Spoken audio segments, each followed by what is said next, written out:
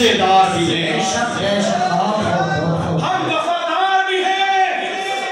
ہم وفادار بھی ہیں، آواز اٹھائیے ہم اس ملک کے وفادار بھی ہیں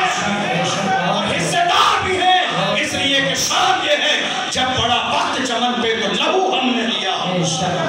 جب بڑا وقت چمن پہ تو لہو ہم نے دیا، آج کہتے ہو کہ گلشن میں تیرا کام نہیں، ارے ہم بھی تعمیر وطن میں ہیں برابر کے شریک، در و دیوار اگر تم ہو تو بنیاد ہے، جب بڑا وقت چمن پہ تو لہو ہم نے دیا، آج کہتے ہو کہ گلشن میں تیرا کام نہیں، ارے ہم بھی تعمیر وطن میں ہیں برابر کے شریک، در و دیوار اگر تم ہو تو بنیاد ہے، قربانی کم نہیں ہے اس ملک میں ہماری کسی سے، تم یاد رکھو، تمہیں یاد نہیں اسلامی ہیرو،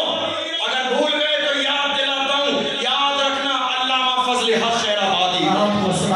یاد رکھنا اشفاق اللہ خان کو، تم یاد رکھنا ٹیپو سلطان کو، تم یاد رکھنا حسرت موہانی کو، یہ وہ جانباز ہیں جنہوں نے وقت پڑھنے پر اپنا جگر کا خون تو دیا مگر ملک سے غداری، اس ملک کی آزادی کے لیے جہاد کا فتویٰ کس نے دیا مجھے بتاؤ، کس نے دیا نام جانتے ہو؟ علامہ فضل حق خیر آبادی نے جہاد کا فتویٰ دیا، اور جہاد کے فتوے کے دینے کے بعد میں علامہ فضل حق خیر آبادی کو گرفتار کر لیا گیا، کالے پانی کی سزا دی گئی، جب انہیں کالے پانی لے جایا گیا ایک انگریز آفیسر آیا اور آنے کے بعد کہا فضل حق خیر